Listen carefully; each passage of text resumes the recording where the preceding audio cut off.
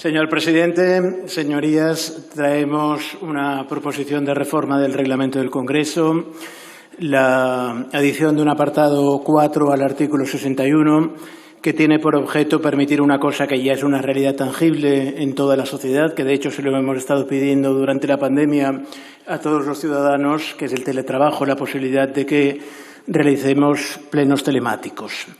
Hemos sido muy prudentes, además, a la hora de redactar esta proposición, por cuanto nos hemos ceñido a casos de extrema y urgente necesidad, derivados de la emergencia sanitaria o causas análogas, decíamos.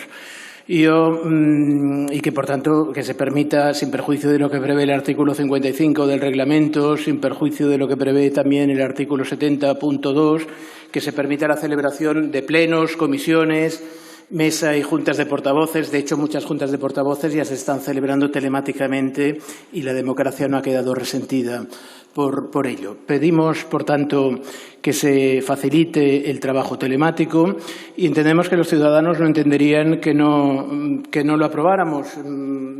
Aparte del riesgo de contagio, salimos ahora ya, afortunadamente, del primer ciclo de la COVID, pero desgraciadamente las autoridades sanitarias advierten de que es posible que en otoño volvamos a tener nuevos episodios y, por tanto, concentrar tantos diputados en este espacio es un riesgo de contagio evidente, pero es que incluso desde el punto de vista económico sería un ahorro económico de consideración. Cada uno de nosotros tiene que venir desde sus diversas localidades. El Congreso nos paga, además, billetes de tren o un avión en clase preferente. Es decir, lo podríamos hacer tranquilamente desde nuestras casas, desde nuestras ciudades, a través del vídeo y ahorraríamos mucho dinero al erario público. Insisto, nadie podría entender, no se puede entender el motivo de oposición a esta propuesta, salvo que, como temo, el motivo a esta resistencia a introducir los plenos, las reuniones telemáticas, sea un miedo muy concreto. Entonces añadamos una disposición adicional. Esta regulación no será aplicable al señor Carles Puigdemont. Entonces todos tranquilos. Si el miedo es que no se aplique a Puigdemont, lo ponemos de forma específica, pero no nos neguemos al avance. Porque, claro, la ciudadanía debería saber, yo llevo poco tiempo aquí, pero mi decepción, antes lo decía el señor Val, la mía también es muy grande. Aquí no venimos a debatir, aquí venimos a monologuear sucesivamente. Me gustaría que la realización enfocara el hemiciclo. Está vacío, somos 50 y pico, no somos ni una quinta parte de los diputados. Y esto no pasa solo ahora porque estemos en pandemia, esto es lo habitual.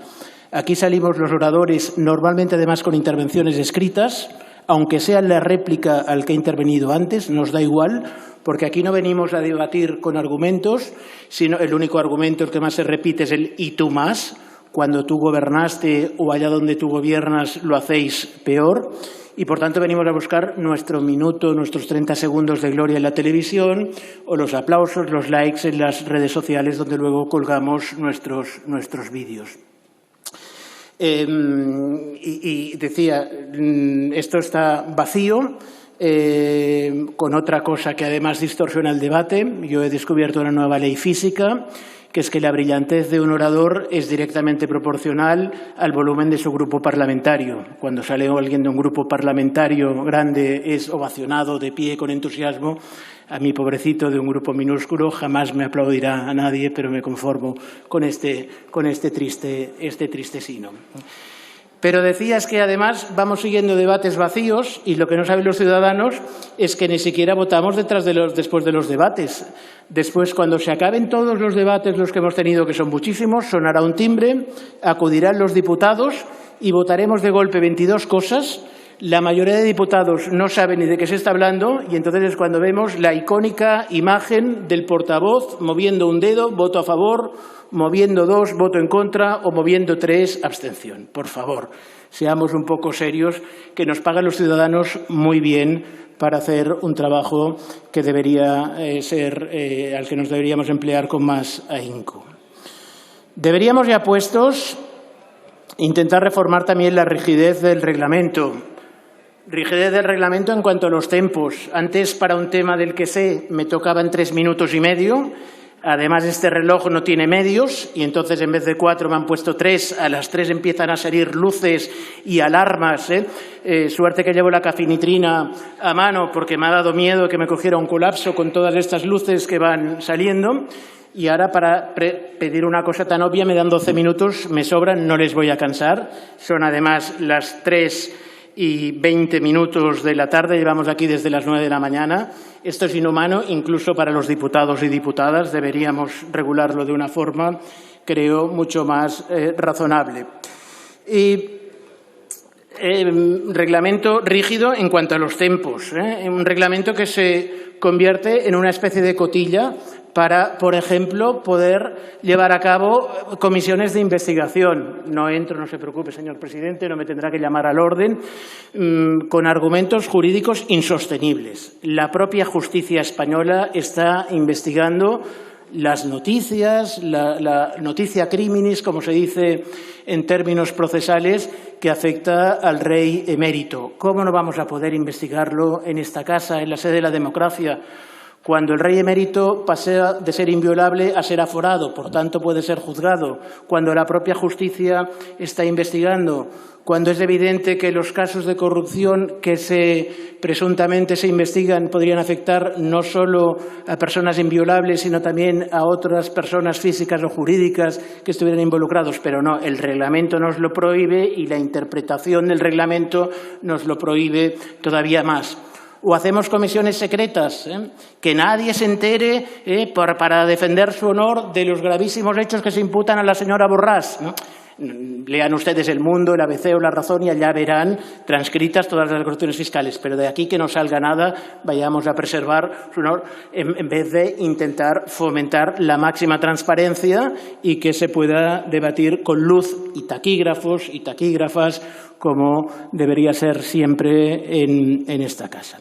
Por tanto, a banda de al lado, al margen de la reforma que puntualmente proponemos, yo insto a la mesa que se lo tome en serio a reformar el reglamento y a intentar modernizar un poco esta casa. Yo desde que he llegado con tantos terciopelos, es que tengo a veces la sensación de estar en el siglo XX o en el XIX. A veces cierro los ojos y tengo la sensación de oler a naftalina. Los ordenadores que tenemos en nuestros escaños llevan Windows 7, sistema operativo del 2009. Naturalmente no funcionan ya. Cuando los ciudadanos no lo habrán visto, pero cuando les enseñé a mis hijos el carnet de diputado, todavía se ríen de mí. Pero papá, ¿a dónde vas? ¿A dónde vas? Por favor, intentemos reformar esto, intentemos que esto sea una casa de debate, hagámoslo con seriedad, no con el y tú más, y porque si no, cada día va a haber más desafección de la ciudadanía hacia la clase política. Por tanto, yo acabo sin consumir los 12 minutos que en generoso exceso hoy me han correspondido. Acabo diciendo, tomemos en consideración este artículo, esta reforma del artículo 61.4, con la cláusula Puigdemont, si ustedes quieren y tanto miedo les da. Aprovechemos, inste la mesa, una reforma mucho más amplia del reglamento y hagamos entre todos un esfuerzo para llevar este Congreso de los Diputados, la sede del parlamentarismo, al siglo XXI, que estamos a punto de entrar ya en su tercera década. Muchas gracias. No hace falta que me aplaudan, que soy de un grupo minúsculo. Muchas gracias.